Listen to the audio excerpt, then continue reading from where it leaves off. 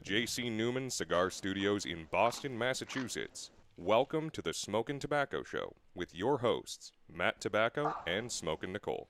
And good evening, ladies and gentlemen, and welcome to a very special episode of the Smokin Tabacco Show. My name is Matt Tobacco from SmokinTobacco.com, and I am joined by no one on the Smokin Tabacco crew tonight. I'm here alone. Well, not really alone. I'm here with a special guest. I'm here with the one and only Abe Flores from PDR Cigars. Abe, welcome to our show. Thank you for having me, Matthew. Absolutely. I know we've been jumping around for a while, but you got me finally on a Sunday. I gotcha. You're on mine tonight. Yeah, no, we've been really excited to, to have you on and have, talk about cigars, talk about tobacco.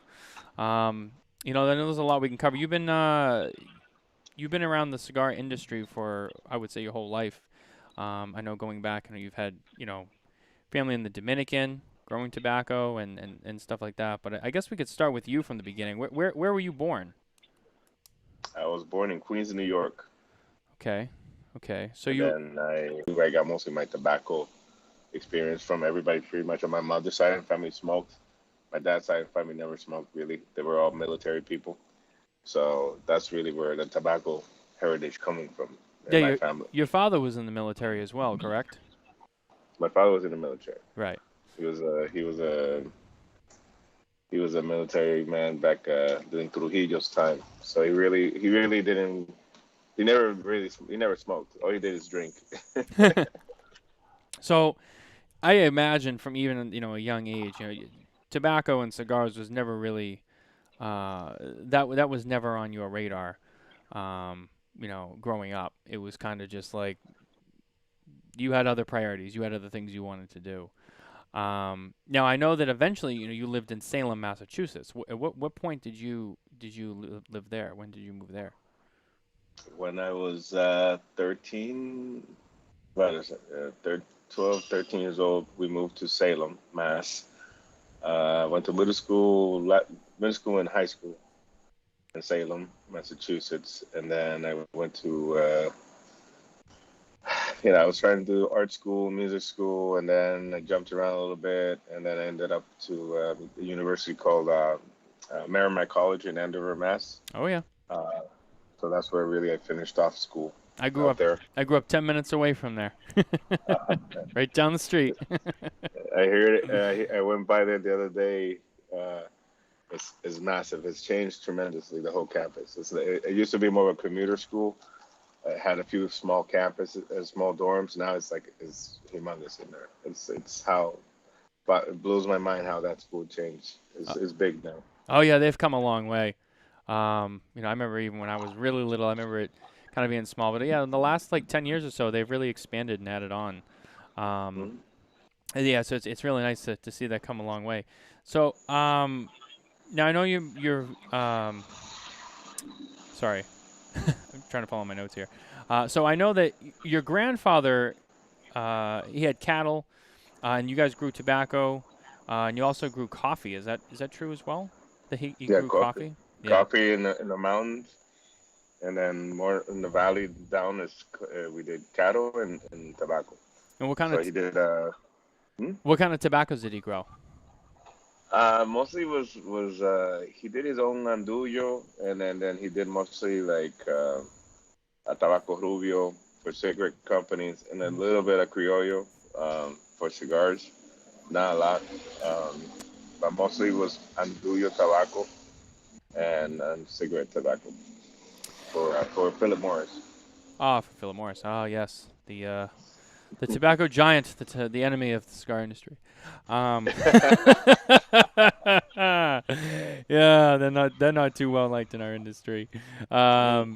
So I don't say nothing. Yeah. So at what point? Now I know that obviously the cigar business was not your first passion. What was it that you originally wanted to do? With your life, I guess, before the cigars came into the picture. I know that you explored other avenues before that. I went to school for first I wanted to become a doctor, and then my real dream was to become a musician. So at high school, I was in orchestra, uh, and then I did some courses at some of the music schools before I got out of high school. I just some summer sections at Berkeley, um, and then art school, and actually I won a scholarship at Mass Art for one of my photographies that I did. I want to become an artist, and then my parents did not like that too much. So second option is like you got to become a doctor or a lawyer. I'm like, okay. So I tried the medical thing for a bit, and the first 2 years I did pre-med, and then eventually I decided to change my major to MIS, marketing for information systems. It was kind of like marketing and computer science at the same time because it was right in the beginning of like .com was starting to become a big thing. Right. Yahoo was, AOL and Yahoo was like blowing up back then, and HTML was like the new code that everybody needed to learn. Not anymore. Pretty much anybody can do that now to build sites. And then I was selling cigars on the side. My cousin was really big in tobacco in the sense that he would bring a lot of cigars from the DR and sell it throughout Manhattan. He lived in Manhattan, and he was really, you know, he was really the one that got me more involved into it because I got hooked from him smoking cigars, and then I did it more as a way as to bring other revenue in and to buy instruments and be able to support my music habit, as you can say, and buy a bass guitar and buy amps and things like that, and be able to play with it. I still was playing music, but I was focusing on school too. So Right. uh, wanted to. That was my dream in a sense. Still had my dream in music, and trying to finish school to become um, computer science and guy. When I got to school, I worked for a software company, and I don't know. I bounced around a few .coms, and then I got sick of it, and then I really wanted to like get into tobacco because I started getting more and more involved, more into it. I really enjoyed the lifestyle. I enjoyed the feeling when you smoke a cigar and camaraderie between cigar smokers. And I really want to learn more and more and more how the process. And I tried to go and work for La Aurora. I called over there and asked them how much they were paying in the DR. And when I did the math, I'm like, I make more money building websites. so I started looking around for another job, and that's where I got the position for Tinderbox. So I went to work for a company called Tinderbox. Right. Tinderbox at that time was a humongous chain of cigar stores. They were like the McDonald's. They were like the Blockbuster of the cigar industry. And every mall and every town there was a Tinderbox. I mean, in some cities there were two Tinderboxes. Yep. So, it was a great experience. I went over there. They hired me to build their site, to build their distribution channel, accounting system, software, marketing interface, things like that, and that's how I got my foot into the cigar business.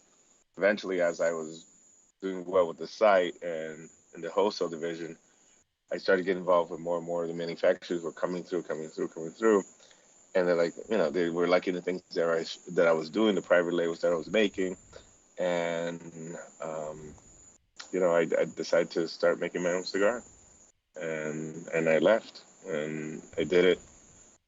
I said either I do it now or I will never do it. And I was young enough still to take a risk, and took a risk, and now thank God I did it. And it's the best thing that I ever did in my life. And so that's kind of where the PDR brand began. The PDR, we were when we first launched, we were called Pinal del Rio. Yep. So I was very, very, very in love with the whole Cuban heritage and techniques and peeling seeds and the whole um, history about tobacco. So, I went to Cuba and I learned a lot. And then I saw that tobacco was, the original seeds came from Pinar del Rio, and I wanted to really to do an homage to that. And I noticed that Pinar del Rio was not registered, and I registered Pinar del Rio, and I launched PDR as Pinar del Rio. Eventually, we evolved to PDR. Um, the original Pinar del Rio did all right until I changed the line to PDR 1878, and I launched it again. That was the 1878 Capa Madura, Cubano Especial, and that was like the cigar that really like turned on the light switch for the company, and we started blowing up all over the United States. Now, is it true that in that time you also you got a little bit of heat from Habano Sase over the use of the name? Yeah, I did. That's part, also, Habano started coming after me. We worked out a deal where, I could still use the name, but, I can't really, we did a registration thing where, I can't expand more on it. And I was okay with it anyways, because I was evolving to something else. And that's where I started focusing more on my own name, Abe Flores. And that's when I launched Abe Flores Serie Privada, and Serie Privada got number 10 cigar of the year in 2014. Yeah, absolutely. Yeah, I mean it's a. I mean, so it's safe to say you've come a long way. I mean, you've like most people, you start your life one way, you plan for what you think you're either you want or what you think you're gonna do, and things change. You find new things along the way.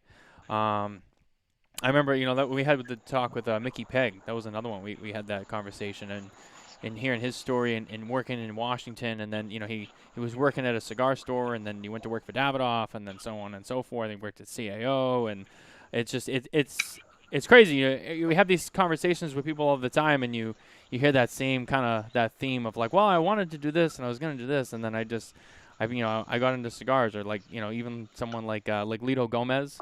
He was a jeweler.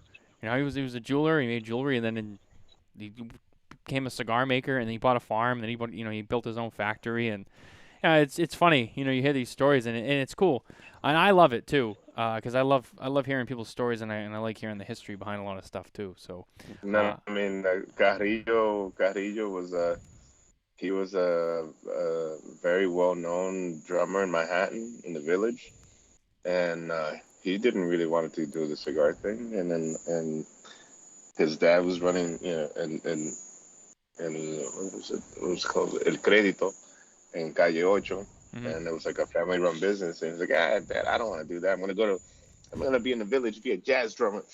That's what my thing, like, and then he's like, yeah, Dad, and he left, and he's like, eventually he came back. It kind of like called on him, the tobacco just called him to come back, and then he's a great man. He's a great artist, and I'm still trying to get him to play more drums once in a while, but it's yeah. But he's become an amazing guy. He's a great friend of mine. He's a great mentor of mine. You know, him, Melito, and Hanky Kellner, and Carlito Fuente, and these guys. Hochi Blanco, who's a great guy too. We are a good little group of guys that are good friends, and we all known each other for a very long time. And that one, thank God, I'm actually the last member of Pro Cigar that they entered. It's been now 6 years since they accepted me into Pro Cigar. It's going to be 7 year in February, and we haven't brought in anybody else to be a member of Pro Cigar. I was the last one, and the reason why I think I'm the last one is it's not just because I make good cigars. It's also because I'm well liked. They already knew me for a long time, and my focus was not just to make a brand, a regional brand. My focus always been to make an international brand, and I always focus on international marketing and getting my brand out. Since day one, my goal was to become an international, global brand, not just a U.S. brand. And a lot of people, I know a lot of brands that come and go, throughout the years. The last 16 years, I've seen brands get really hot and come in and they disappear and blah blah blah. You can, it's with FDA and the economy and things like that go up and down. You need to look at a more of a global marketing. You cannot just put all your eggs in one basket, Right. just on the United States. You need to look at the whole world. Because for me, when let's say the pandemic shut down everything, I was still shipping cigars to Asia. I was still shipping cigars to Holland. I was still shipping cigars to Belgium. I was still shipping cigars to Europe, while the United States was like standstill for 2 to 3 months. You cannot just focus on one market. You got to look at your brand to be more international. And that if you're that's what makes Davidoff, that makes Fuente, that's what makes these brands out of this, Tabacalera Garcia world brands. And I think that's one of the reasons why they brought me in, and we were all friends already, and we haven't brought in anybody else ever since. So You bring up a good point, being a global brand and not putting all your eggs in one basket. And it's true. And we had this discussion briefly last night on the Spare Note show where, there's been a lot of brands that have come and go. We talked a lot about smaller brands getting hot. But, and then Coop was quick to say, well, there's also a lot of small brands have disappeared. And, a big part of it because, FDA and stuff like that. And, but yeah, it's interesting you bring that up because that's a really good point, especially with the cigar business, being able to create a market in multiple countries. The Asians, I know that's a hot market. Big smokers over there. Europe, I mean, I know is primarily, dominated by the Cuban cigar market, but you're starting to see it more and more open up to other than Cuban cigars. And over yeah, in I Europe. mean, when I first started selling to Europe, Germany probably was 15% non-Cubans. Now it's over 60% non-Cubans. Hmm. Spain was like 2% non-Cuban. Now it's like 38% not 30. Actually, it's getting to 40 now, and it's growing faster because there's a lack of Cuban cigars right now coming in because Right. Cuba was shut down for like a year. They just starting to produce now. You know what I'm saying? So there was a lack of tobacco. So countries that had like a small the cigar smoker who's used to buying their Monty number 2 or Series D or La Gloria Cubana or Ramon Aliones, or Coronitas, whatever, and like, oh, I can't get it no more, or Ramon Julieta, oh, I can't get no more. They're like, shit, what am I gonna do? The stores need cigars, so you know that market is growing up, big, and if you're already established, you're gonna grow much. You're gonna have a much bigger footprint now in these countries. And my brand, like I have a simple brand called Criollito that you see here. This is my number one selling cigar in Europe, and we started small, one or two sizes. Blah, blah, blah. Now I have like I think I got 10 sizes now. In Criollito, from a Hmm. little Perla to Coronita to half Coronas to 6x60, 7x70, and all of it goes to Europe. Yeah, I And mean, we're into I was going to add to that. I think that's a good point that you bring up, but I think another part of it too, um, maybe not for everyone, but I think there's also a percentage where, there's no secret that the Cuban cigar quality has declined in recent years too. And I think that also as more and more of these brands outside of, Cuba have really gotten bigger and more prominent and made their way over to Europe and stuff, I think people are starting to discover these cigars and really compare them to the Cuban cigars. I mean, for us in the U.S., that's a different story because, well, we don't have Cuban cigars. We have Dominican, Honduran, Nicaraguan, some stuff from like, Costa Rica and stuff like that. We don't have Cubans here. I mean, regularly and readily available. So for us, this is all we know. For them, they've been smoking Cuban cigars this whole time, while we've shifted to, other countries of origin. And I think now they're starting to see, all these other cigar makers that are out there, even like such as yourself, like, oh, wow, like, look at the quality in these cigars. And, I know they're not Cubans and it's not the same tobaccos and, and all that. But, I think that the options, when you start to compare them, it's like, wow, I mean, some of these cigars coming out of like Nicaragua and the Dominican are vastly better than some of the Cuban stuff that we're getting. Would you agree with that statement? The thing is, you have a factory run by the. I mean, you're from Massachusetts, Hmm. so imagine if your cigar factory was run by the, I don't know, by the post office, you know, you know, or the DMV. You know what I'm saying? Yeah. You know, you show up, and it's like, whatever, do the line, whatever. Oh, shoot, 2:30, we gotta go. You know what I'm saying? Yeah. That's what it is. You know what I'm saying? It's government run, so they don't care. It's not like the history they had before. They were all in love with it, and I've been to Cuba many times, and I went again like 2 3 years ago again, and it's like every time I go, it's like, oh my god, nobody really cares. And it's getting worse and worse and worse. So they're like, I'd rather be doing. The last time I went, the guy who was a taxi driver with me, he was working in a factory, uh, a Laguito factory in the morning. He got off at. He was supposed to work until 3, and he's like, we just work until 12. I don't care. I make 150 cigars and that's it. And I just don't come back after lunch, and we just go and I make my money being a taxi driver. That's how it is. So that's the reason they don't care. They just don't care, and that's the reason their quality is like erratic. I'm not telling you that they don't make good stuff. When they put their minds to it, they will come up with some excellent stuff. Oh, But absolutely. 80% of it, it's they don't have enough tobacco. Um, Everything they flip it 2 3 times. It's green, and they shove it into a cigar. That's it, and then they sort it by color sorting. Oh, a little bit darker, that's Montecristo. A little bit lighter, that's Cohiba. That's it, That's it. That's what you're getting. They don't. There's no real blends. They only really focus the limited editions. They'll do a little bit. They'll put a little more thought process to it. But other than that, um, it's it's uh, it's a crapshoot. When I smoke Cubans, I try to look for the oldest things, like oldest boxes that I can get, and usually I look for stuff like Coronas and Belicosos, because I know that doesn't sell as much, and those at least will rest more and will age more.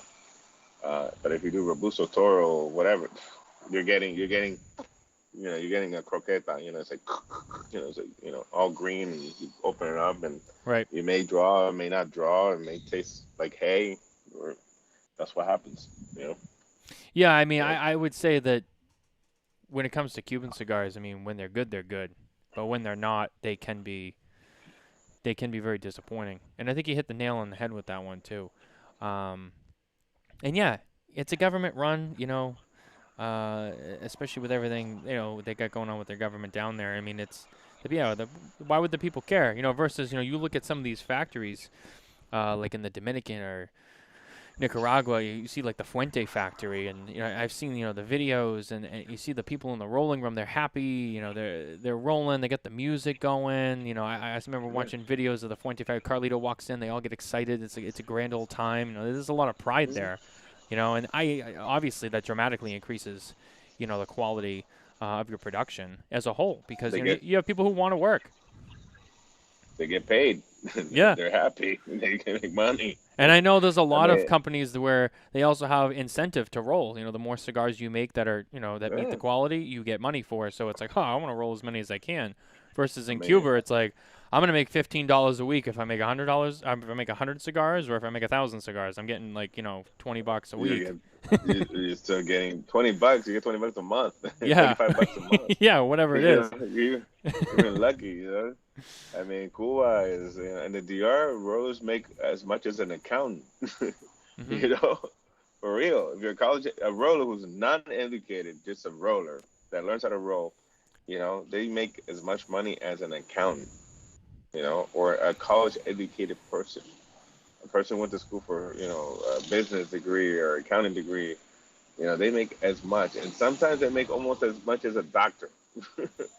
I'm telling you, I'm like, Yeah. doctors here don't make a lot of money. If they do, plastic surgery, that's a different story. But like a hospital doctor, a clinic here, rollers can make us almost as much as a nurse. Hmm. You know, for real. I'm not Yeah. kidding. Oh yeah, For real. absolutely. Yeah, yeah. I mean, it's incredible. And rolling cigars is definitely a skill set. should be cherished. I mean, people who smoke cigars and appreciate that. I mean, that's a skill. You know, I've watched people who, you know, are sales reps or whatever, and they go to the factory and they try to roll cigars, and you see them like they try, and I think that's like when they realize like, wow, you know, shit, like this is harder than it looks. This is really a gift, you know, to be able to roll a cigar. It's also a gift to blend, which I know is something that you've done a lot, and you've been regarded as a master blender. How exactly, or maybe at what point did you really get into actual blending of cigars, and where did you learn that from? I don't consider myself a master yet, and I don't think you should ever tell yourself you're a master. Mm-hmm.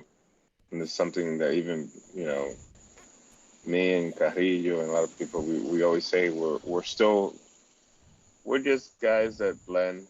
We get better with our craft year after year. And when you say you're a master, that's when you say you know it all. Mm-hmm. And I don't think you know it all yet. I think there's always new ways, new techniques, new tobaccos, new combinations of tobacco, fields that change. Because the thing is, I'm gonna tell you something. It's not really complicated. Like some people were like, oh yeah, the seed used for the wrappers are different from the fillers. Like no, it's not. It's the same seed. It's just the fields where some fields are focused on wrapper. They separate the rows where you see the tobacco, Mm-hmm. the tobacco plants wider so they can have more room to grow so they don't not hitting each other. So the leaves get nicer and prettier and get more light and more sunlight and more fertilizer, and then spend more money on fertilizer. And that's how they get wrapper, because they're not getting as much yield. They got to spend more money on it to make it prettier. And then fields that do filler, the tobaccos are more next to each other because you're just trying to get as much filler. And the filler is not pretty, it's ugly. You know what I'm saying? Stain, you look at it, and buying it's the same way. So there's different combinations you can do. Let's say Criollo 98. I can go Criollo 98 in Nicaragua, Jalapa, Condega, um, Honduras, Criollo 98 all over, Costa Rica, Dominican Republic. You can grow that same seed in 15 different regions in the DR, and it's going to taste a little bit different in every one. Right. Same thing in Nicaragua. It's going to taste a little bit different in every place you grow it. Because what? Soil, fertilizer, the way the sun hits it. How much water maybe gets on that crop? Water. Yep. How much, this year you got less water. Last year you got more water. Sun exposure. Yeah, exactly. The way you ferment it, maybe you do a hard fermentation, you do a soft fermentation.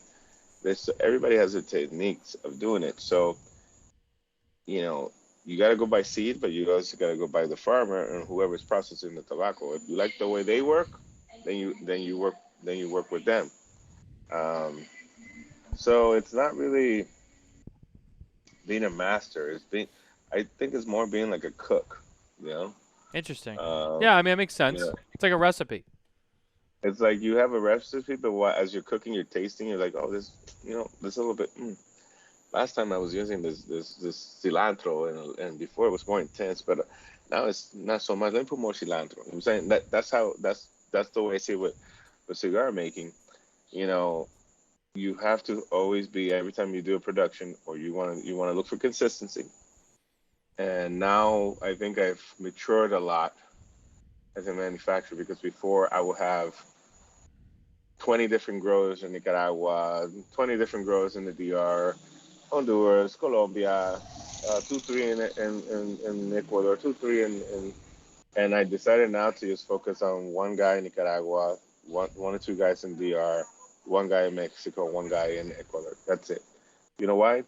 Because they're gonna give me different seed types that I want. It's always gonna be the same, and it's a lot easier for me to give you a consistent flavor profile all the time. It may be a little bit stronger sometimes, maybe be a little bit, softer, but it's gonna always taste the same. It's like, you want that Coca-Cola. You buy Coke, why? Because it tastes like Coke. Right. You like Coke, you like Coca-Cola. You don't like Pepsi, you like Coca-Cola. Why? Because I like Coke. I like the way it tastes. That's the thing.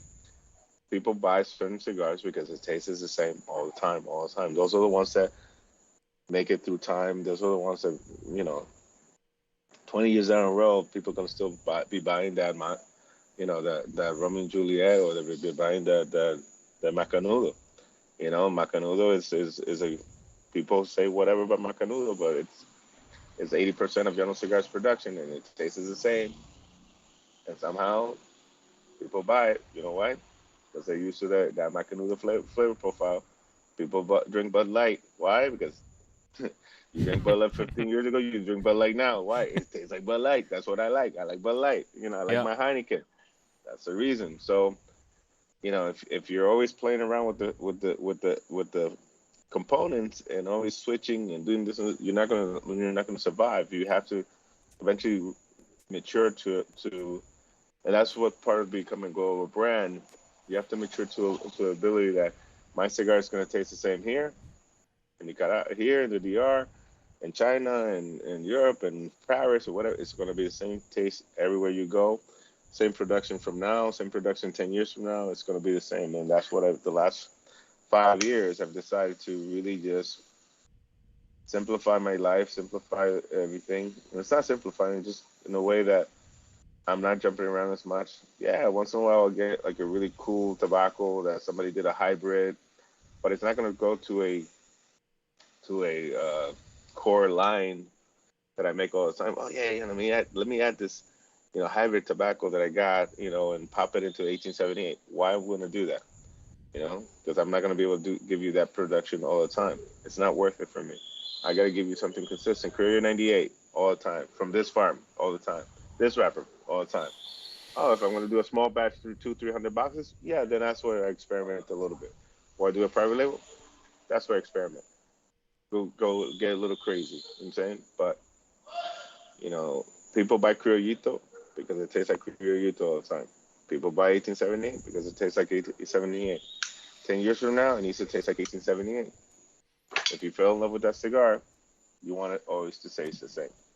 So, And what's interesting about that too is, you're always trying to keep it consistent. You're always trying to make that blend the same every time, like you were saying. So if it tastes one way now, it should taste the same way 10 years from now. If it's still on the market. Um, Although I think with tobaccos, similar to other, similar kinds of industries like wine or whatever, you always can't have the same conditions and all of the variables identical every year. So, how do you as you're coming out, batch after batch after batch, year after year with your crop and what you yield from that, and I know, speaking to other blenders and stuff like that, you're always tasting the tobaccos. You're always tasting it to kind of keep it in check with making sure that it stays on par with that flavor profile that you're going for in that line. And sometimes, maybe you have to take some of those tobaccos out and be like, you know what, this crop doesn't taste right. It's not, it's not where we're going to be. We got to take that out and find and get more tobacco um, it's on par with that flavor profile that we're trying to use.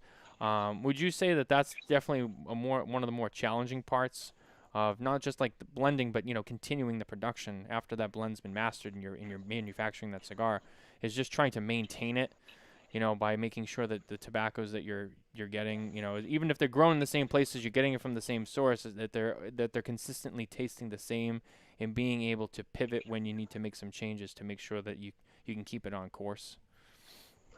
well, that's the reason you have to get with certain partners who are, big enough growers that they will have inventory for you for, 3 4 years, 2 3 4 years, because it's going to evolve a little bit. Tobacco as it ages and the bale changes a little, changes. You know what I'm Right. saying, after they ferment it, it's done. They pop it in a bale. You start eating away a tobacco that was grown and fermented 2 3 years ago. And if you're dealing with people that, oh, I only got 50 bales, and then next time you go, oh, I got 50 bales, but it's from this crop year, then now you're change the taste. It's going to be stronger or weaker or whatever. I, I I got to a point I was pulling my hair though, like I can't do that. I gotta go with bigger guys and work with bigger farmers, and even the big guys out of this, they don't grow tobacco. They just go. They have certain guys that grow for them, they have to have the inventory, and they have to have 5-6 years of inventory. And that's it, black and white, and it's worked out for them. And I woke up and I said, I got to do the same thing. I got to start working with guys that can give me 5-6 years of inventory, and when I need it, it's going to taste the same all the time.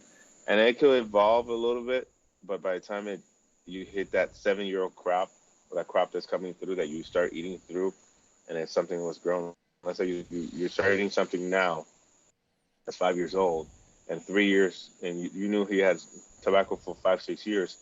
By the time 3 years goes down the road, you're hitting the stuff 2-3 years later. It may change a little bit, but nobody's going to notice that much because it's not an automatic shift. You know what I'm saying? It's just a little gradual. It may taste a little bit stronger. It may be a little bit softer, or certain notes will come out, but you don't get that.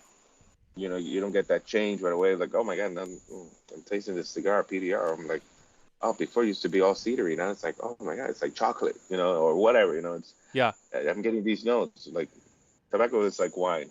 It's always going to change year after year. A wine. That's the reason prior times wines put that date on the bottle, because when they do the harvest, they do the wine. Every grape goes into a bottle. I'm saying, yep. Tobacco doesn't go like that. They do the harvest, and it sits there for 3 or 4 years, and then it starts going into a cigar. And then 5 years down the road, 3 years down the road, it starts going to a cigar. That's our cycle. It's not. And some people use 2-year tobacco, even 1-year tobacco. But I try to use 3 to 5 for me. Even 7 years, because I want to have that. We're not known to. Yes, I have some really strong blends that are very powerhouse, but that's like a small percentage of my portfolio. We're a medium body, full flavor house. That's it. Medium body. And that, I think we're not really known to come up with these crazy, super spicy, super nicotine bombs. That's not what I like, and I don't think the person who smokes PDR wants that. They want something that they can buy a box and smoke 2-3 of them and pass it around with their friends and keep on smoking out of the box. If you have a super nicotine bomb cigar, maybe you have one and maybe 2, and then you stop, and then you look for something lighter for your palate. I think that's just me. But traveling around and seeing smokers, I always see them. They will start with one smoke. Well, they will start with a medium body or a light cigar, and they start moving up to a stronger cigar, and then they go back to a medium body cigar. That's what I've noticed. I could be wrong. You tell me. Yeah, no, I mean, I think it's an interesting that's an interesting concept. I mean, people all smoke different things in different ways. And it also, I guess, depends on how much they smoke. I mean, for someone who smokes a lot, yeah, I mean, I think you definitely see people. From what I've noticed, I see people start off mild, medium, they go up to something really full and strong, and then it's like, all right, I got to come back down again.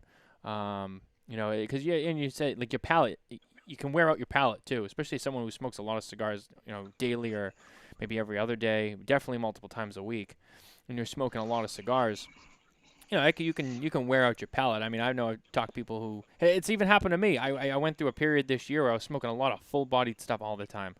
I was just loving it, and I wanted something dark. I wanted something rich, real full, a lot of nicotine. And then I just got to a point when I was like,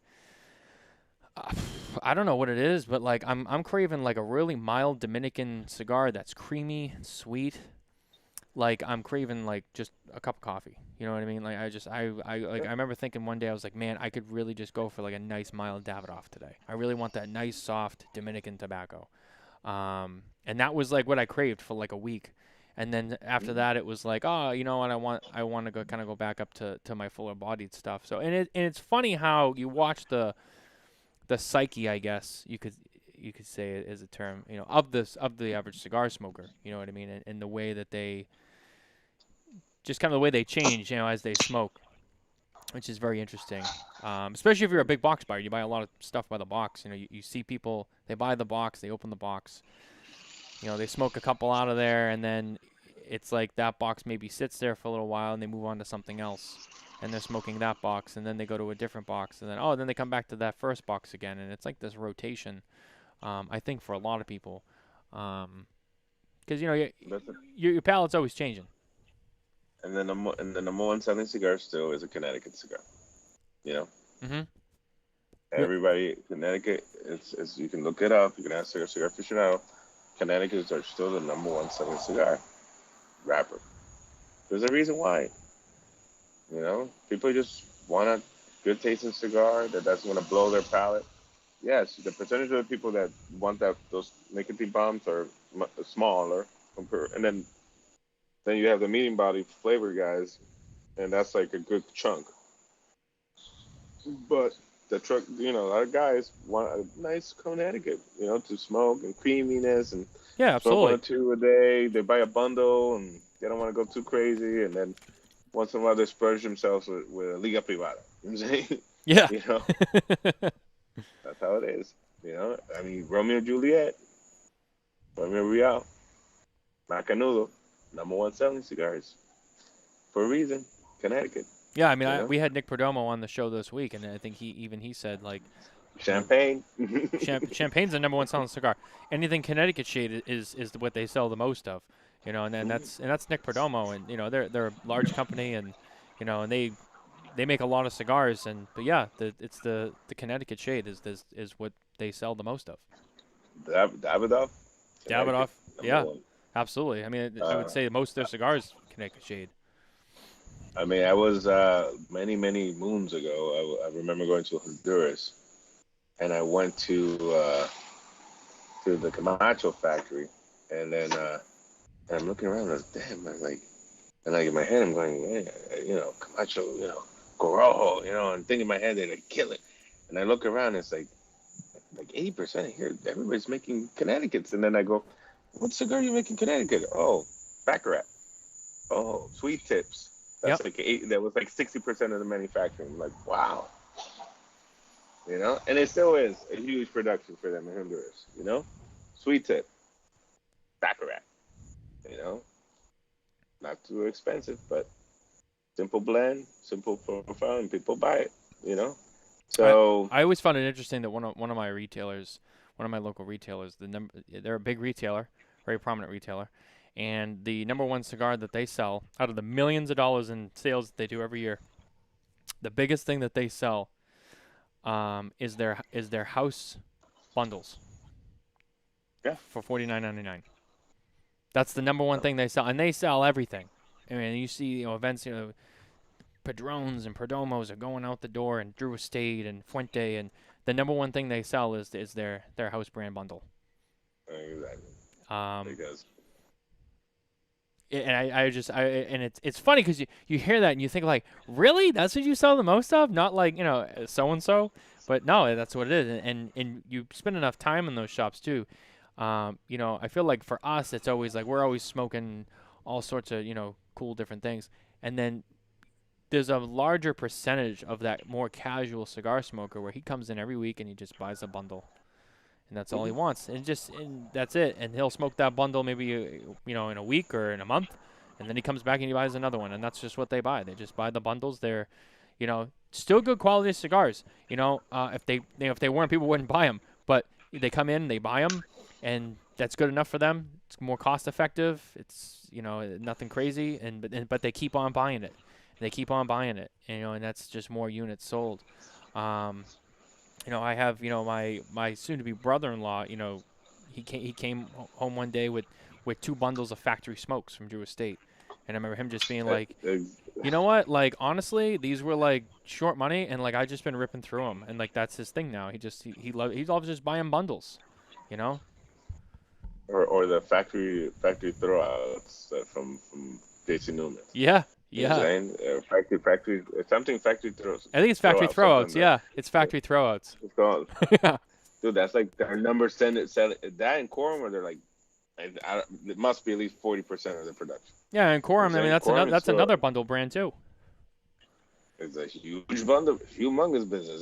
They have a whole factory that's what they make only, you know. So I mean, it's yeah, people and people are like, oh, I was like, dude, you may not like it, but there's a big group of people that's all they buy. You know what I'm saying? You may not hear them because they're That's how it is. You have the minority that speaks louder, and the majority just like, I don't care. I just want my cigar.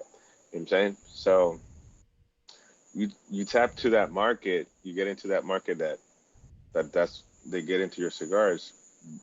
You know the social media and all that stuff. That's cool. You build hype. You grow, but there's a big population of people that don't even look at social media. They just buy what they like. That's Exactly. it. They buy what they like. I like this. Tastes good. That's it. I'm buying it. Oh, you don't like it? Oh well, but that's what moves. So It's funny. that. We had this conversation on the show last night about Lanceros. Anyone who knows Coop, may have heard. Coop's not Mm, as big on the hype on Lanceros, and I think he kind of cleared the air on that. And I know David Garofalo's taken some heat on Lanceros recently too. But mhm. it's interesting because people always talk about Lanceros. Oh, I love Lanceros. I love Lanceros. But how come no one makes Lanceros? How come I don't find them? Well, because they don't actually sell. And people are like, well, why? I feel like people like Lanceros. Yeah, but the thing is with Lanceros is, you know, aside from the science behind making them and all that, the average cigar smoker, and this is how even Nick Perdomo explained it to me. It's like, yeah, people want Lanceros, and you bring that box in, right? And you put it on the shelf. That guy who kept asking for Lanceros, he buys one or two. He smokes it, Yeah. and he loves it, and he's great, and he moves on, and then that's it, and then it sits there. People are not buying boxes of Lanceros, and so No, they're not. They're not. I mean, except for the certain like Hawaii, they like small cigars. The Hawaiian market likes Lanceros. When I was doing Lanceros, mm, I think 60% of my Lanceros were going to Hawaii, and then really, some went to Texas, and then some smaller couple retailers. That's it. But most of it was going to Hawaii. That's it, because they like the Coronas, and like they like the smaller cigars. Also because tax is high in Hawaii, so they like that's the only way, and they really enjoy small cigars over there. That's their thing over there. hmm But other than that, man, like, and what I do is like once in a while I'll do like 200 boxes, and I won't even put it in my catalog. I just throw a little message somewhere. Hey, I got 200 boxes of Lanceros. Who wants it? And they'll go away. That's it. But back in the day, I used to do full productions, thousands of boxes, and they would sit there. You know. yeah, So it's not. You can't do that. You can't do that. I will splurge my. I like Lanceros, and I like Coronitas. You know what I'm saying? And I think you saw that I launched the for my birthday the Troubadour Corona. hmm I did that mostly for me. You know, and I had like 400 boxes, and they sold out like that right away. Are people gonna buy it again? I don't know, but I didn't do 2,000 boxes. right. I did like 400 boxes, and they're gone. That's it. And then maybe in 6 months I'll make another 200 boxes, and I'll tell everybody I got it, and they'll go away again. But a factory cannot live off of these small cigars. It's 6 by 60 Toros, Robusto. That's it. Bellicosos are dead. Churchills or maybe Connecticut. Churchill, Connecticut. That's really the size that sells the most on that wrapper. But other than that, you know, and I love a bellicoso. I love bellicosas. To me, I love it. I cut it. I cut the bellicoso with like a V cut and leave that little shark-looking type of mouth on it. Yeah, It's awesome. I love it. Figurados and stuff like that. But they don't sell as much. They don't. It's 6 by 60 and now 7 by 70s and 8 by 80s, and I hear somebody's making a 9 by 90. You know what I'm saying? So, yeah. you know, Asylum's making a 9 by 90, and we actually have Tom Lazuka from Asylum coming on Thursday, so we're gonna get into a lot of big sizes with him probably. They become known mm-hmm. for. I know you said you make a 7 by 70. Where was the inspiration behind that? I mean, that's a big cigar for anyone to make. I didn't want to do it, and then I did it, and it sells a lot. I still don't like it, and I'm being pushed to do it 8 by 80, and I'm going, I don't like it. But unfortunately, you get the demand. People want it. When those sizes are selling more than a bellicoso. You know what I'm saying? And the problem with those cigars is when you make them bigger and bigger and bigger and bigger, that's a lot of tobacco. It is, And the yeah. road, a lot of tobacco in the thing, and I don't know what complexity. I don't know you can get any complexity out of ring age that big. Um, I do my best to blend something that I can say is good, but I don't know, man. I still can't get my head around it. I remember many moons ago when I was at Tinderbox, Nick came out with the Mensos, and he had, I remember it was like a big lady with a black lady with the cigar in her mouth, and that was the Mensos that he did, Yeah. and everybody's like, "Oh, you crazy? Those are too big." And then Carrillo came out with I think it was like a 62 or something with the Series R, and I'm like, "Oh my God, you crazy? That's who's gonna smoke that?" And they sold. So. And it's funny. Who is it? I think it's La Aurora. They make was it the Stravaganza? Hmm. It's like what? I want to say it's like what, 2 feet long by like 60, maybe 70. It's a Hmm. big cigar. It's like $50 each, which I'm actually Yeah. surprised that's all it is. I figured that'd be at least like $100. That's crazy. And do you think that maybe the larger size cigars is more of a short-term fad that's gonna fizzle back out again? Or do you think that people just want bigger and better? I don't know anymore, man. I'm gonna be upfront. I'm a very honest person. I used to think 6x60 was gonna be a fad, so unfortunately, it's still here. Yeah. And that's the thing too. It's So all weight too, especially I like think with the taxes and stuff. Like, the bigger the cigar, you make a box of 28 8x80s. That's a lot more weight per box than a 6x60 or a yeah, 6x52. It's especially when you talk about some of the recent tax stuff that's floating around in Congress in the U.S. You know, that stuff goes into play. You look at that percentage, like, yeah, maybe you won't notice that much in like a box of Robustos or maybe like the shorter cigars. Your 8x80s, that's all gonna go up dramatically because of that weight percentage. So it's funny how that's you gonna be you see gone. you It's gonna see be gone. more and more tax stuff come in, and then you're seeing cigars get bigger and bigger. Something's got to give. Exactly. No one's gonna pay all that extra No, money. no, no. If it goes like England was is by weight, and that's gonna be gone. That's gonna be gone. Nobody's gonna be able to pay that. If it goes like England, in the United States, where it's by weight, people are gonna start smoking Coronas again and Lanceros, because Oh, that's absolutely. what they're gonna be able to afford. You know what I'm saying? Yep. Lanceros will be, Coronas and Lanceros will be 10, $12 because they don't weigh much. That everything is, you'll see a shift go from 90s, 80s to like Lanceros and Coronas. Like Europe, like London. I saw into London right now. Tour Imports. Scott Bynes, a great guy. He's a big distributor over there, and for me, and we're doing like half Coronas and Puritos like 36, 34 by 4, and then a Robusto. That's our biggest size, you know, and that's it. Nothing more, nothing else. That's what's selling. Right. I'm okay with it, because they can't afford anything more than that, man. It's by weight, you know. They get it and they pay, 20 euros for a little Corona, or pounds. Ooh, pounds are more expensive in Europe, you know. Um, one thing I wanted to ask you about before we run out of time, because time will get away from us quickly, and we are running. We're getting towards the end. I know another big part of your passion. We talked about a little bit before is music, and I know that you still play music.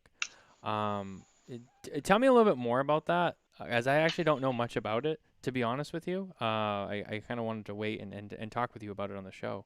What kinds of music do you play, and how often do you play?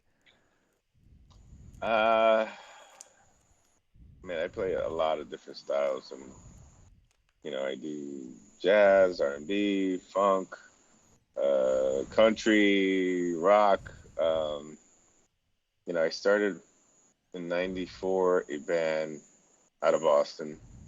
It's called Edible Gray, Yeah, you weren't around. I think you were like a seed inside of your dad's pants. You know what I'm saying? We played a lot at the Middle East.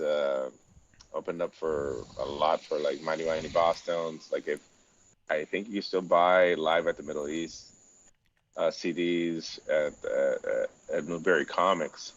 I don't know if they're still doing that, but they used to do live from the Middle East CDs. My group was called Double Gray and the Mighty Mighty Boston's and like Letters to Cleo and Buffalo Tom and Two Ton Shoe. I don't know if they're still playing around there. Bim Scala Bim. These are all Boston bands, and that's the time I grew up. Um, then we got signed on a small label, and then the whole band fell apart, and I just focused on getting a career, life, things like that, and I still played. And now I've gotten to a point in my life that I have a big. I set up a studio in the factory, a recording studio. I'm actually building another one here in my new spot that I have here. And you'll probably see more and more music out of me because as I get older, I want to. There's just a lot of things I want to put out there for myself. Um, I, I don't have to make money off of it. I don't want to.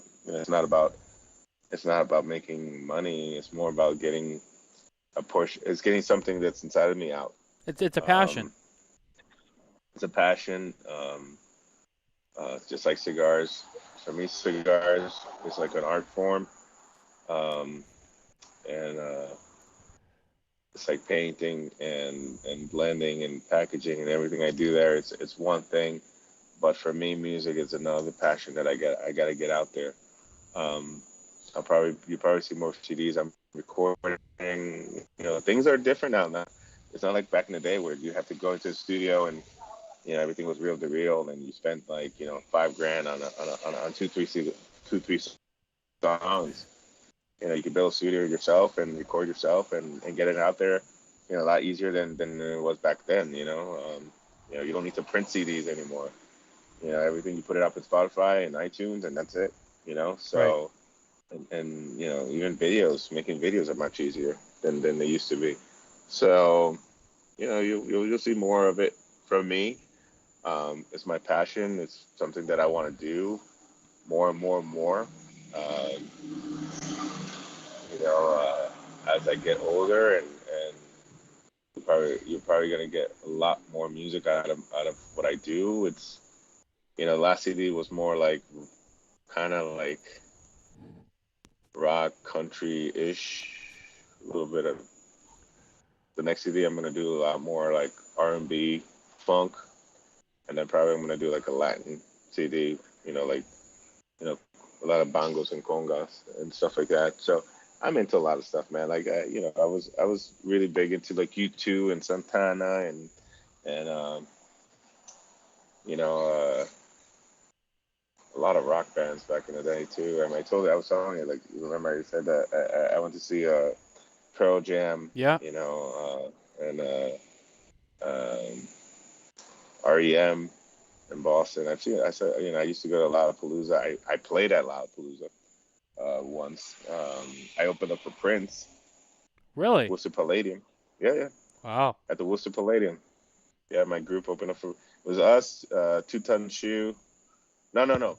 It was us, Heavy Metal Horns. I don't know if you ever heard of them. No. Heavy Metal Horns. They were a big group out of Boston too. They were called. It was like it was hardcore, big band. Horn section was really gritty. So us, Heavy Metal Horns, in my group, and we opened up for Prince. You know, so That's cool. Yeah, I didn't know that. That's Prince. That's quite the guy to open for too. oh no, yeah, shit. You open up for Prince, you're like, so that guy is amazing, like dude was Did you get to a meet rock Prince star. there while you were there doing that? Yeah, Yeah, yeah. I did. Actually, like one of my guitars, like he looked at it and like played it for a little bit. It's like, and he slapped it on it. And it's like, oh, I'm done. And he gave it back to him and look, I'm never gonna sell you again. And I put it in a box. I was like, this is my bass for life. So it's That's funny. yeah, You still have he's that? in You still have that guitar? yes, I do. Yeah, I yeah. still have that. Never get rid of I it. actually took it. No, no, no. I actually got it painted. Got it all slicked out. I took it to a Luther. They painted it up. They got it all nice. I'm like, and a friend of mine here was like, "Yeah, show me that bass." Like, you crazy? That's Prince bass. It's like, what? It's like he touched that bass, and I'm never gonna touch it. Never gonna sell it ever, ever, ever. So hell no. You know. That's really Yeah. cool. Yeah. Yeah, So I always loved Prince too growing up. Yeah, that's yeah. cool. So I did a lot of stuff, and I think there was when in Salem used to be a place called Bleachers, um, downtown Salem. Yep. Now I think it's like a Chinese restaurant. I don't know. It was a huge spot, and it was a big music scene, like from the '90s to late '90s, and up in Massachusetts, we played a lot. And then even in Lawrence, there was a place called La Clata. I don't know if you ever been there. No. Um, that was a crazy spot that we used to do a lot. We played the Old House of Blues. We played Harper's Ferry. If you know where is it still around Harper's Ferry? Probably not. I don't think There so. used to be a spot. I'm old, so I know I'm just dropping names of old clubs that have been closed. There used to be a club I've called heard I've heard Rathskeller. of probably half of them. I've heard of half of them. I mean, Yeah, I remember, growing up in at Fenway as a kid, and getting into the history of that whole neighborhood. Like I remember much of the old Lansdowne Street, we were talking about before. yeah, Like I remember all that. I mean, I remember when the old clubs were there before they tore half of them down to make the new House of Blues. Um, yeah. and I was always into music myself growing up too. All sorts of music. Like you said, it's never been like one variety. It's been so many different genres: country, rock, all different forms of Yeah, rock. Whether it's just the grunge, the '80s hair, the stuff from yeah. the '70s, all sorts of stuff. Santana, I said I like Prince, all sorts of stuff. I can appreciate most music too, and I think it's something that It's, you don't normally see. People usually they have like one thing they listen to and that's it. I think it's gotten a little bit better with the digital age, with music being more accessible, yeah. um, but yeah, I've always, even from young age, I've always had an appreciation for all kinds of music. So, and I've always loved anything that's historical too. So, especially like musical history, stuff like that. I've always appreciated too. So if you're around there, grew up around there, is there a club still around called like the White Pony, Wait, or the pony. Tin Pony? No, I don't think so. No, I That mean, close I to remember, I don't remember it, but I also remember there was the Rathskeller in Kenmore Square, which were the, Rascal. yeah. I played the Rathskeller. I played the Rathskeller. I know that was a big So one too back in the day. Um, Rathskeller was like the our CBGBs. It was the Boston version of the CBGBs. And it didn't get that famous like CBGBs. But I played CBGBs, by the way. hmm. So before they closed, yeah, I did that. I did the Bitter End in New York. Oh yes, I've That's heard of that one. Yep. that's still around, barely. They just opened up again because I know the managers from that spot, so we talk. No, Yeah, man. there's another one in New York that was like a smaller place that was real popular. I'm trying to remember what it was The, called. the Lions Den, Village Underground. That's not the one I was thinking of. It was something like something downstairs or cellar maybe. I don't know. I feel like it was something about like down basement or downstairs or something like that. I don't know what I know it's gonna hit me. It's something. There's something that like my mind's going to. Unless I'm thinking of the bitter end. No, I don't think it's the bitter end. There's another club that I know was real popular too. But yeah, even New York. New York's even more of that. New York being a much bigger city. And a lot of these bigger artists that are around today, especially like the ones from New York and stuff like that. That's where they all got their start. Playing those smaller venues and just getting recognized and being able to be fortunate enough to grow a career out of it. Yeah, I think that's my favorite part about any kind of music or music history or learning about an artist. I like to learn about, how people started and what kind of stuff that they played and, where they got their start and what their local hangouts were um, and a lot of those So for you, places sometimes, especially in New York, a lot of them, are there, or some of them are still there. I think there was more of them, maybe like 10, 15 years ago, and, just things started to go away as, time continues you on, but. remember? Do you remember Johnny D's No. Where in was that? Somerville? No. No. No, I didn't really know that Uh, neighborhood really well. what about uh, uh, I mean, right next to the TT the Bears was right next to the what's the name of it? In Cambridge was the Middle East, and then TT the Bears was right next to it. So that closed, TT the Bears, and then Yep. right in front of it was like the Man Ray or Stingray or something like that. Mhm. That was like a crazy club. The first like you see like leather chains and shit like that. I don't know if that's still around. I don't think it is. Yeah, but TT the Bears was like big. Um, Shit, and like Johnny D's was in there, and then and Jamaica. It's Jamaica Plain or Jamaica Yeah, Ave Jamaica or Plain. Jamaica Plain. Yeah, yeah. Jamaica Plain. JP. Yeah, JP.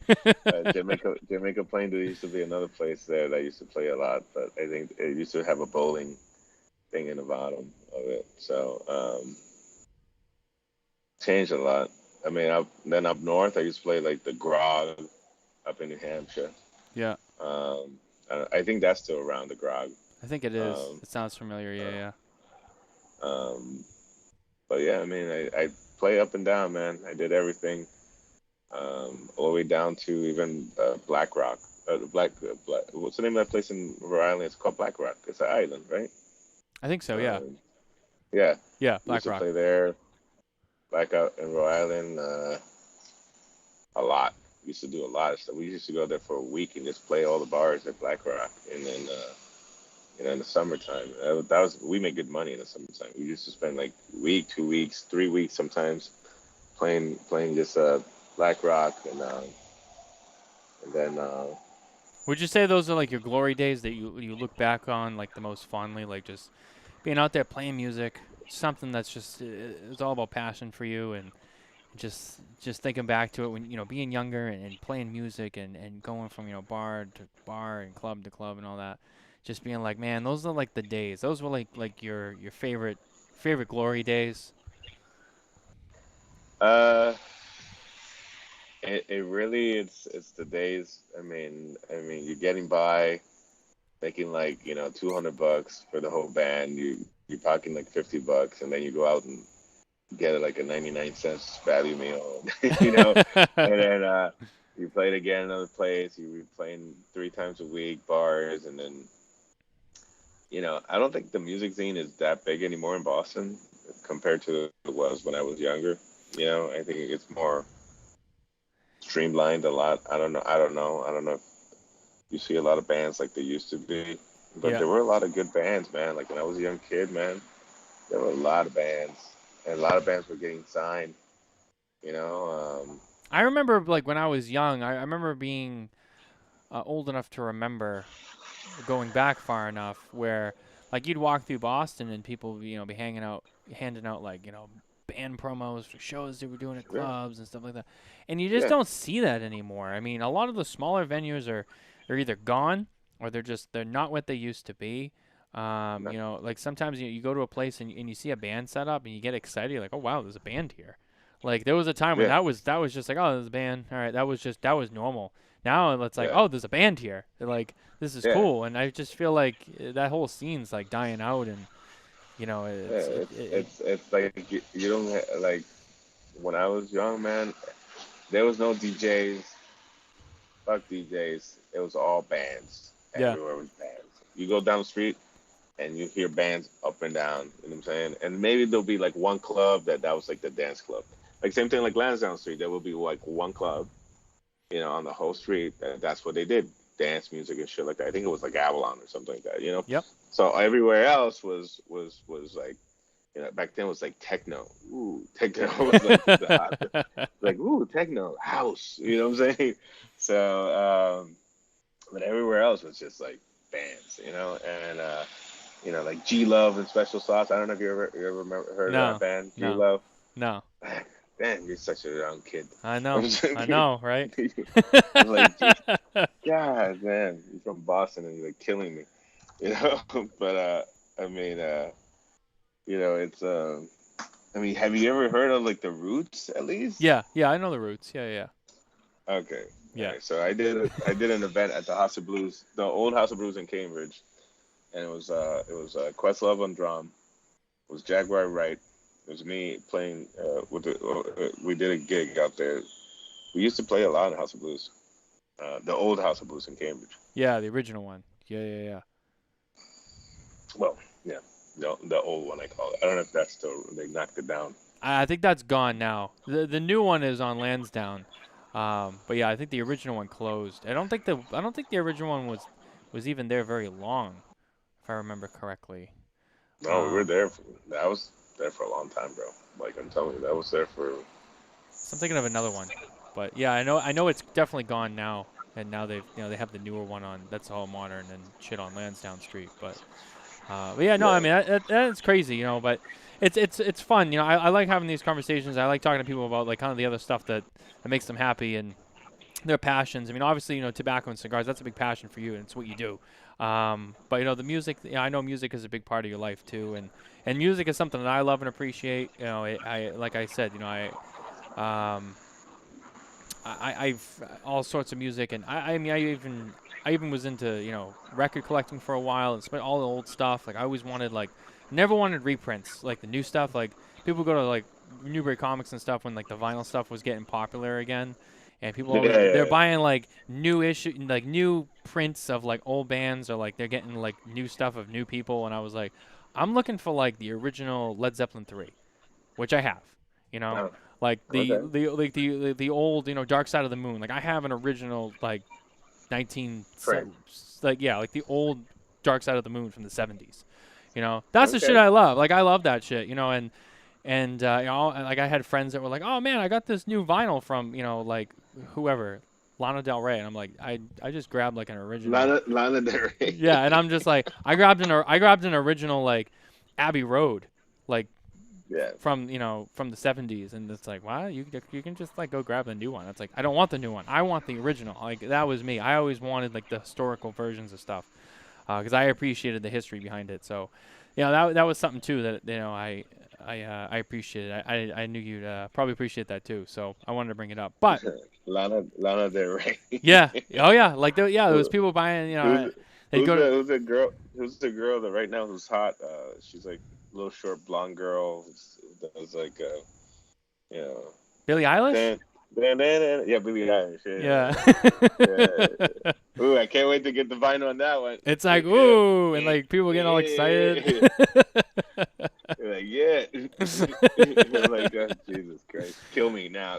I got all my vinyls like in the plastic sleeves, like in like in the old crate, and they'd all be in there, and I have them all organized.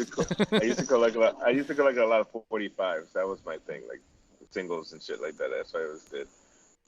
I mean, I still have a lot of 45s, and I have like sound. I used to collect a lot of soundtracks. Like there was this movie called Singles. It was like, I don't know if you ever saw that movie. No, I didn't see that Single. One. Never see that movie? Mm-hmm. Yeah, look for it, man. Is that had like I'll write it down. Look for it. That was like the epiphany of grunge back then, man. It was like Seattle, everything, man. It had, it had Dave Grohl, like Soundgarden, Cobain. I mean, it had like everybody, and they had the song called "Hungry." It was huge. Wait a minute. Yeah, I remember this. Yeah, it's a Cameron Crowe movie. Yeah. Yeah. I don't mind eating I gotta bread I think I all did the see that. mouth that you I think I did see that. I gotta Yeah, rewatch it though. yeah, Yeah, I love Cameron Crowe stuff. Like one of my favorite movies is Almost Famous. That was another yeah. favorite of mine. That's another one. But I mean, that was like shit. I almost moved to Seattle because of that movie. It's like I'm going to Seattle, mom, and my mom's like, ¿Qué? I'm going to Seattle. ¿Qué es esto? I'm going to Seattle. I'm going to grow my hair long. I'm going to play grunge music. ¿Qué? Música grunge? ¿Qué es eso? Mierda. No. Play bachata. I'm like, okay. I know. You know? You're Dominican. You gotta tell your Dominican mom, hey, I'm going to Seattle to play grunge music. What? What are you doing? What? Then I got it. When I was looking for schools, I was like, you know what? I'm just gonna get a scholarship like at University of Washington or something. So I got a scholarship at the University of Washington. You know, I applied for a bunch of schools, BU, BC, Tufts University, Mass Art, and then I started applying for these crazy schools like Washington State, Yeah, and then I'm like, I'm going to Washington State. I got full scholarship. I'm going. My mind's like, yeah, no, you're gonna live across the country and grow your hair and smoke weed. I said, no, droga, no. yeah. That's a Like, funny no, story. mom. That's funny. That's really funny. Um, we're running out of time though. I hate to cut it short. What did I say? What did I say at the beginning? Time's gonna run away from us. And I look up. We're already getting towards the goal line here. Uh, I any questions? no. First I want to thank you, for coming on. I know, like you said, we were trying to put this together for a little while, and I know scheduling it can be tricky sometimes. So I appreciate you being able to come on too. It was great. I loved having you on. Just getting to know a little bit more about you and sharing that with the audience too is always fun. Anything? I'll ask you this: anything new that you have coming out? I know you were at PCA. We didn't have the opportunity to really connect at PCA. It was kind of a busy time, and I didn't really want to interrupt anyone that was kind of doing their thing. So I know I bumped into you a few times, but then I lost my voice, so it was kind of hard. yeah, I think it was like the third or fourth day, and you were just like, "Oh, my voice is going," and I'm like, "Yeah, I know. I bet." I lost my voice the third day. It's like, and I was supposed to go, and I was gonna sing at Placencia's booth. I don't know if you saw me playing bass. No, I didn't see that. Yeah, when you were they playing had a at the band. show. Yeah, they were Placencia had like a band, 3-piece thing, and then Nestor Jr. goes, "Hey, I want you to come tomorrow and like sing 2 songs." Like, I was gonna go over there. I was ready to go. I know my songs, ready to go. We went out and like, we're smoking like, I think I smoked like 10 cigars. Wake up the next morning like, oh my god, and like I couldn't even like talk. I was like, oh my god. It's like my voice was gone. I don't know what the hell has got me. I don't know if it was COVID. I don't know what it was, but my voice was totally gone. So I went over there and I did like 2 jazz songs and that's it. And then that's what you're gonna sing. It's like, I can't sing at all. Like, so like when you saw me, I was like screaming at people, this is the PDR 78. Like my voice was hoarse completely. Yeah. So, I remember that. I yeah. remember seeing you, and you're like, "Oh, my voice is gone." I'm like, "Oh man." No, but the thing is, like, people really enjoyed the new packaging, the new blends. PDR is not what it was before. And this is a secret I'm going to tell you. What we evolved a lot in PDR 1878, and has changed a lot for many years. The new 1878 Santiago is actually the original blends when I launched PDR. So I went back to all Dominican fillers and binders and stuff like that for 1878. And I decided to do that mostly for the Santiago edition and just bring back to the blend that made PDR what PDR was known for. Because I started doing like a lot of things where I started putting Nicaragua and things like that, and Honduran and this, and I think it was better for me to just go back to Santiago, and then and people will really like the packaging. People will really like the cigars more now. We're slowly bringing back lines that we took out of the market because of production issues right now. We don't have as many people working like they were, and we're not producing as much of like we used to. So lines like Grand Reserva, they're gonna, we had 1878, Troubadour, Cuyito for a while, and then we're slowly bringing back lines again, totally going back to the original blends and and relaunching them in new packaging. And the next one will be Grand Reserva, and that will come out next month. And then hopefully before the end of the year will be Serie Privada. Hmm. And Serie Privada will be the original blend that we launched it at many years ago. Um, and that will come in a new box. And the last two will be AFR and CDR, and those will be the next uh, cigars that will come back again into the market in all new packaging and all new. We're actually going back to the original production. So Yeah, it'll be exciting to see. I know, especially a lot of brands. The last year has been a busy one too. People trying to get caught up, and some people still trying to go for new stuff. Maybe some people just trying to just get stuff out that they already had and catch up on back orders. So I know everyone's kind of in a different boat. So, and you sure obviously you kind of you have your hands full with that too. And but again, it'll be good to see. And I wish you had the opportunity to catch up at the trade show and to showcase some of it. But we'll see you next year, hopefully, at the trade show when we get to do it then. So that'll be awesome. But yeah, but I want to. if we still have a PCA, yes. Well, after talking with Scott Pierce 2 weeks ago, yeah, there's gonna be a PCA. Okay, that's good. At least that he tells us that there's gonna be PCA at least for years to come. So I'm like, okay, well, hopefully. Yeah, we'll look forward to that next year. But Abe, thank you again for coming on the show, and we had a great time. We had a great conversation. I appreciate you being here. So I wanted to thank you. And guys, don't forget to like, subscribe. Thank you for watching. If you're listening at home, don't forget to subscribe wherever you get your podcasts. You can find us everywhere podcasts can be found. And next week, Thursday night, Tom Lazuka of Asylum Cigars joins us live. Same time, same place. With that, we say goodnight. Take care, guys.